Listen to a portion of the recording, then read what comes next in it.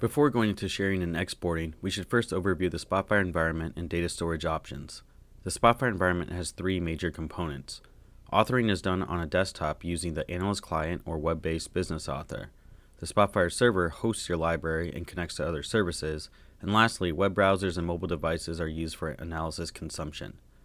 When you save an analysis, the file is known as a DXP file and it can be published to your Spotfire library so others can view it on their devices. A DXP may also be downloaded to your local drive from the library, or outside the server environment, you can send the file directly to another desktop user like any other local file. When you save a file, you want to pay attention to where the data is stored. In my data canvas, I can click the data load settings on my initial data and see options.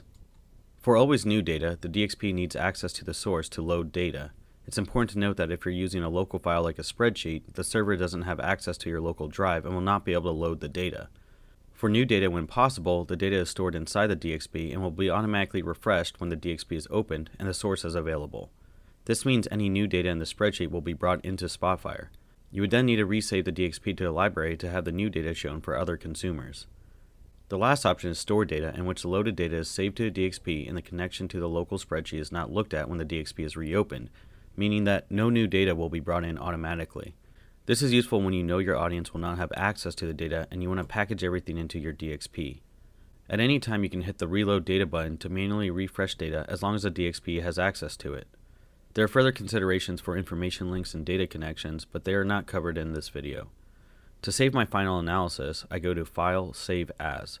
I see an option for saving locally as a file or saving to the library for other users to view. Going to Library, I'm presented with a folder structure. It's good now to take a minute and talk about the library setup. Every organization chooses to build a library in their own way, but it should always be a folder structure of some sorts.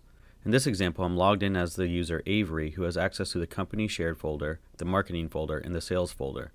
Permissions of what Avery can see and where she can save are managed by my organization's Spotfire administrator. On the right, I'm logged in as a user Michael, who is in executive management. Michael can see all the folders in his organization as granted to him by the Spotfire administrator. In another case on the right, I'm now logged in as Alex, who is in the engineering department and can see the company shared folder and engineering folder, but cannot see the sales and marketing folders. If I'm Avery and I want to save my analysis somewhere that Alex can see, I should save it in a folder he has access to, like the company shared folder. Back in my client, I'll choose Save As, Library Item, and choose the company shared folder and analysis folder within. If I click Data Load options, I see drop-down options for each table which I can adjust. I can hit Next to add a description if I'd like, then hit Finish. After the file is saved, I'm presented with hyperlinks to the analysis location, which I can then send to my colleagues. Now that Avery has saved her DXP analysis in the company shared folder, Alex can go to that folder and open the analysis for viewing. Separate from sharing, there are options for export. By going to File, Export, and to PDF, I have options for formatting a PDF export file. I can choose what to include in the page size, proportions, and other settings like margins and image quality. Another option is just to export the data itself. I can go to File, Export, Data to File, and then I can select which table I want and choose if I want to limit that data by markings or filtering.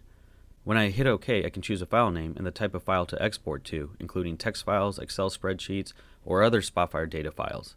Note that you can also go to Export and save this raw data to the library for other users to access.